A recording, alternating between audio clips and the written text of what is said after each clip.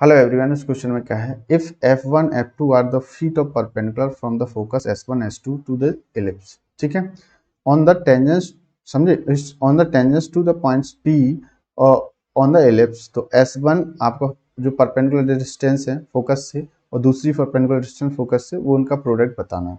तो सीन क्या है, देखो a ग्रेटर देन b है तो s है।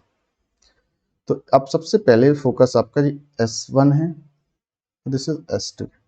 तो यहाँ पे p पॉइंट्स है, टेंजेंस ड्रॉ कर लेते हैं, ये टेंजेंस है। अच्छा, ये टेंजेंस है किसी पॉइंट्स पर, p पॉइंट्स पर। अब देखो कि इस पे परपेंडिकुलर ड्रॉ करते हैं, तो यहाँ से परपेंडिकुलर ड्रॉ करते हैं तो ये परपेंडिकुलर हुआ, एक एक परपेंडिकुलर आपका ये होगा। तो ये फुट ऑफ परपेंडिकुलर क्या है, f1 और दिस इज f2। तो आपको पता है, मैं आपको बता दूं, s1 f1 जो होता है इनटू जो परपेंडिकुलर डिस्टेंस होता है। जैसे अगर मैं d1 ले लूं, ये d2 ले लूं, है ना, इसको ऐसे लिखते हैं d1 और d2 जो परपेंडिकुलर डिस्टेंस होती हैं वो b स्क्वायर के इक्वल होती है ना। समझिएगा, b क्या होता है, जो एलिप्स से आता है, ये a स्क्वायर होता है, ये b स्क्वायर होता है, ठीक है। अच्छा, तो s1 और s2 f2 का जो वैल्यू होता है वो b स्क्वायर होता है।